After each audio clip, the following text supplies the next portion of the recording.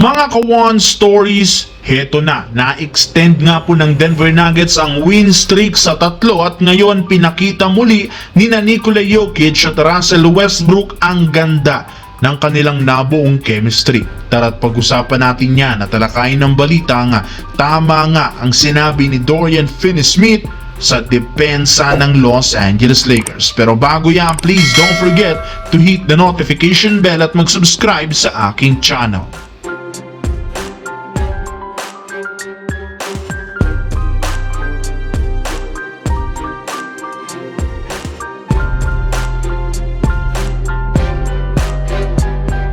Na-extend nga po mga ka-One Stories ng Denver Nuggets sa 3 games ang win streak kasunod ng ginawa nilang comeback kontra sa Dallas Mavericks. At isa sa mga rason ay ang patuloy na pagganda ng performance ni Russell Westbrook.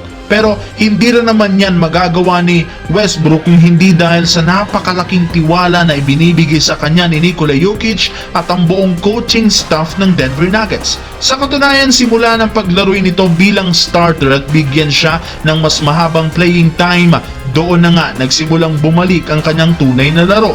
Maliban dyan, pinapabayaan rin naman siya ni Nikola Jokic na mahawakan ng bola ng mas matagal at dumiskarte sa kada play na kanilang ginagawa. Ayon sa naging pahayag ni Jokic, wala rin naman siyang rason para hindi pagkatiwalaan si Russell Westbrook dahil isa nga itong dating MVP at future Hall of Famer sa dami mga nang naiambag nito sa liga. Kaya inaasahan niya na magpapatuloy ang pagagandang performance nito habang makakabuo sila ng mas matibay na chemistry bilang isang duo. Samantala, matapos nga pong i-postpone ng NBA ang 2 laro ng Lakers sa kanilang home court, tuluyan na ngang ibinalita na magpapatuloy na bukas ang kanilang laban kontra sa San Antonio Spurs pagkatapos makontrol ang nangyaring wildfire sa lugar ng Los Angeles na naapektuhan ang libo-libong tao, kabilang na ang ilang mga miyembro ng Lakers. Kaya masusubukan ngang muli ang kakayahan ng Lakers para maputol nila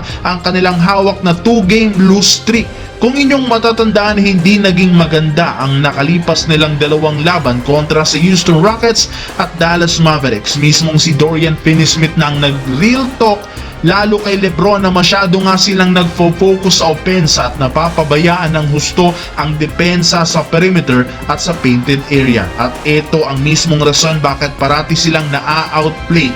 May ilang mga analysts ang nagsabi, tama nga daw si Dorian Finney-Smith, gayong sa sobrang lamya ng kanilang depensa, hirap nga silang ma-maintain ang kanilang kalamangan. Kaya ito ang dapat nilang ayusin at pagtuunan ng pansin upang makabalik sila sa winning column.